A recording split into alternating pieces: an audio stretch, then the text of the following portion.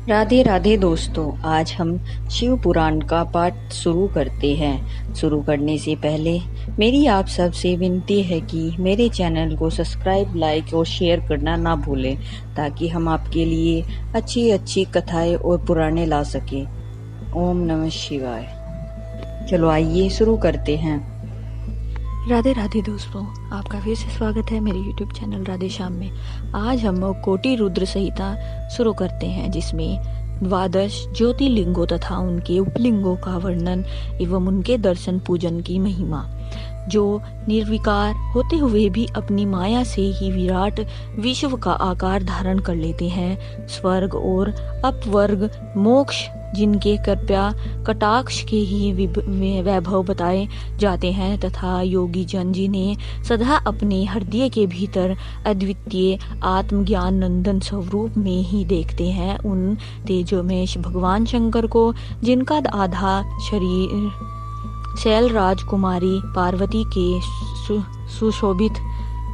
से सुशोभित है, निरंतर मेरा नमस्कार है। जिनकी कृपया पूर्ण चितवन बड़ी ही सुंदर है, जिनका मुखारविंद्र मंदन मन मुस्कान की छटा से अत्यंत मनोहर दिखाई देता है, जो चंद्रमा की कला से परम उज्जवल है, जो आध्यात्मिक आदि तीनों तपों को शांत कर देने के में समर्थ है, जिसका स्वरूप सच्चन में एवं परमानंदमय रूप से प्रकाशित होता है, तथा जो गिरिराज नंदिनी पार्वती के भुजपास से आविष्टित हैं, वह शिव नामक कोई अनिवर्चनीय तेज पुंज सबका मंगल करे।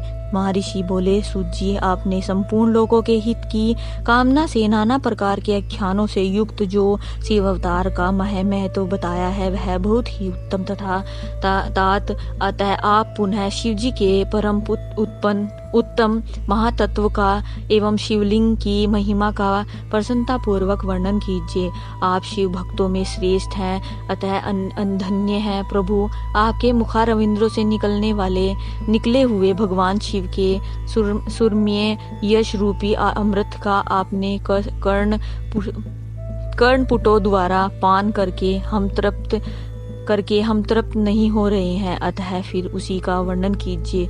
व्यास शीर्ष भूमंडल में तीर्थ में जो शुभ लिंग है, अथवा अन्य स्थलों में जो प्रसिद्ध शिवलिंग विराजमान है, परमेश्वर शिव के उन सभी दिव्य लिंगों का समस्त लोगों के हित की इच्छा से आप वर्णन कीजिए। सूत जी कहते हैं, महर्षि, संपूर्ण तीर्थ लिंग में है, सब कुछ लिंग में ही प्रतिष्ठित है। उन शिवलिंग की कोई गणना नहीं है, तथापि मैं उनका किंचित वर्णन करता हूँ। जो कोई भी दृश्य देखता जाता है, वह जिसका वर्णन एवं स्मरण किया जाता है, वह सब भगवान शिव के ही रूप हैं। कोई भी वस्तु शिव के स्वरूप से भिन्न नहीं है। साधु शिरोमणियों, भगवान शंभु ने सब लोगों पर अनुग्रह करने के लिए ही देवता, असुर और मनुष्यों सहित तीनों लोगों को लिंग रूप से व्याप्त कर रखा है। समस्त लोगों पर कृपा करने के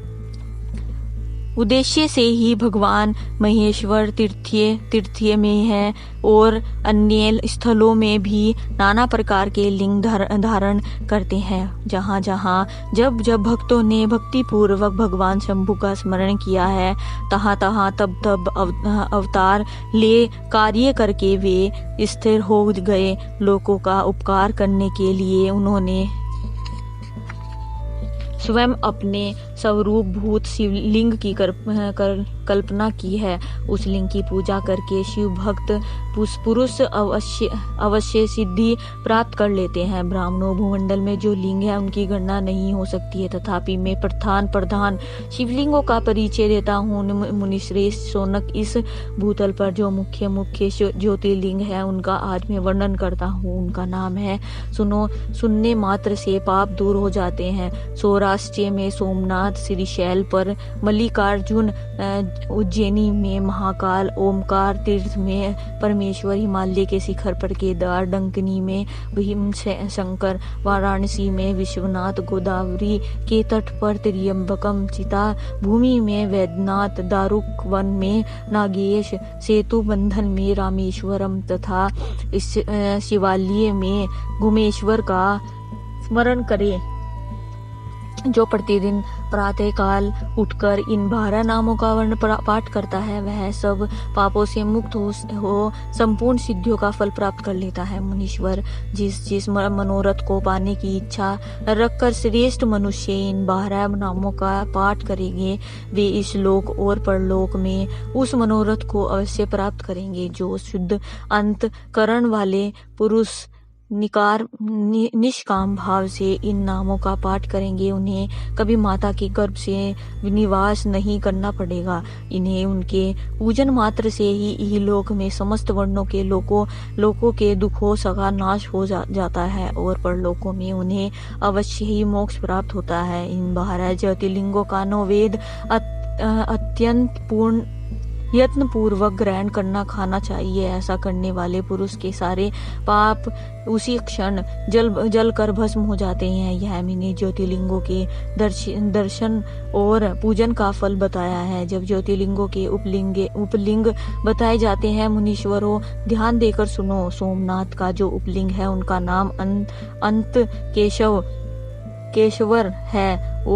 वह उपलिंग मही नदी और समुद्र के संगम पर स्थित है। मल्लिकार्जुन के से प्रकट उपलिंग रुद्रेश्वर के नाम से प्रसिद्ध है। वह भृंगुक्ष में स्थित है। उस और उपलिंगों को सुख देने वाला है।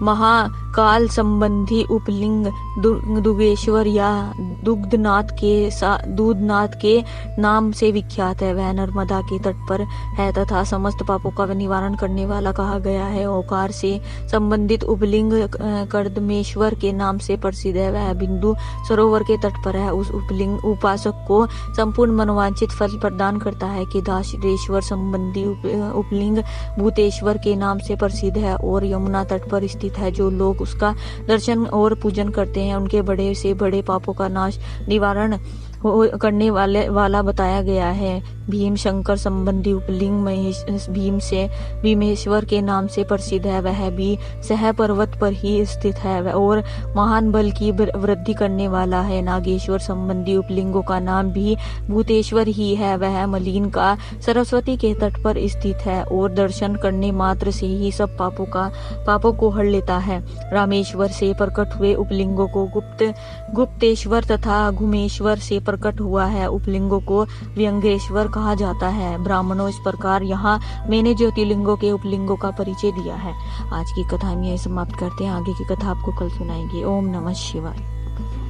अगर आपको मेरी वीडियो अच्छी लगी तो बेल आइकन दबाना ना भूलें ताकि आपको मेरे आने वाली वीडियोस का नोटिफिकेशन मिलता रहे।